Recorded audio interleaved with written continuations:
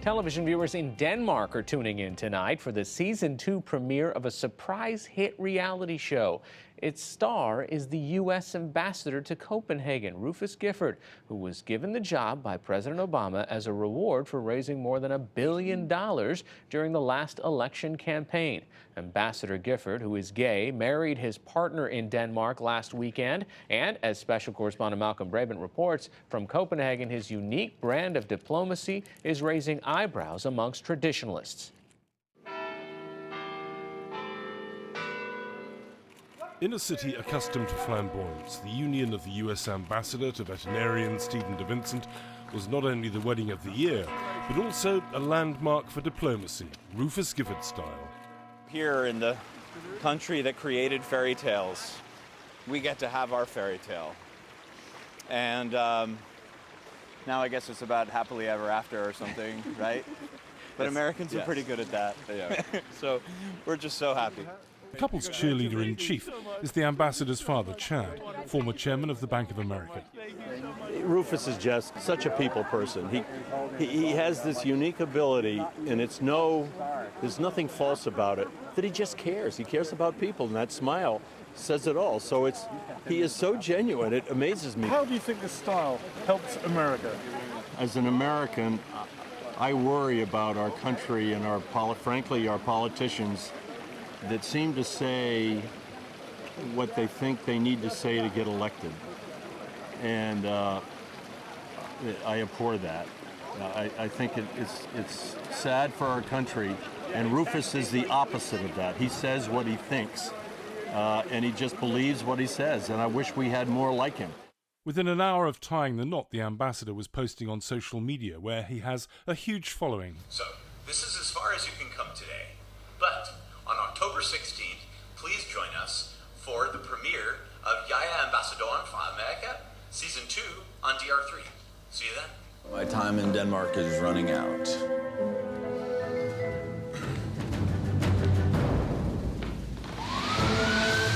have the best job in the world. This is just your average Wednesday. I'm a big fan of it. But I have just over a year left in Denmark. And I want to spend every minute of my time here engaging as many Danes as I possibly can. Great. TV executive Erik Struve Hansen recognized the ambassador's box office potential and is responsible for creating a show that has wowed viewers of the country's main youth channel.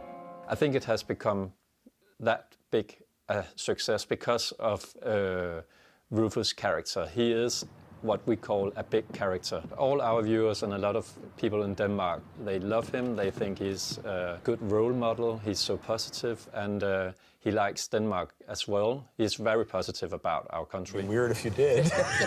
For Ambassador Gifford, it was a huge relief when, in June, the Supreme Court ruled that gay marriage was a constitutional right, a quarter of a century after Denmark led the way. You're the first country in the world to recognize, same-sex unions. So the idea that we're doing it here, it's a tribute to that as well. Holy crow. Hey, that's Hail to the Chief. That's given me a pretty big promotion. I'm not talking about you. I think a very good ambassador as he is, and so open and so warm, of course give the Danes a good impression of America. I don't know if this is a diplomatic thing today or not. I mean, do I think that we've had let me say it this way, actually. We as the United States on these issues have come so far over the course of the last 10 years. I love you with all my heart, Stephen John de Vincent, and thank you for entrusting your heart and your happiness to me. It is the greatest honor of my life. Today, I think we tip our hat to Denmark and the journey that you've been on here for so many years. But also, I think tonight we are celebrating, partying late into the night with all of our friends and family under the American flag. And I am so grateful for the journey I think our country has gone on these issues. So perhaps there's a little bit of diplomacy there too. And what I say all the time is diplomacy is about people. The British wartime Prime Minister Winston Churchill once described diplomacy as telling somebody to go to hell in such a way that they would ask for directions. Harry S. Truman, the former American president, said that tact was the ability to stand on a man's toes without messing up the shine on his shoes. The reality is that in Denmark, foreign relations are a walk in the park. It doesn't present the challenges of Russia or China.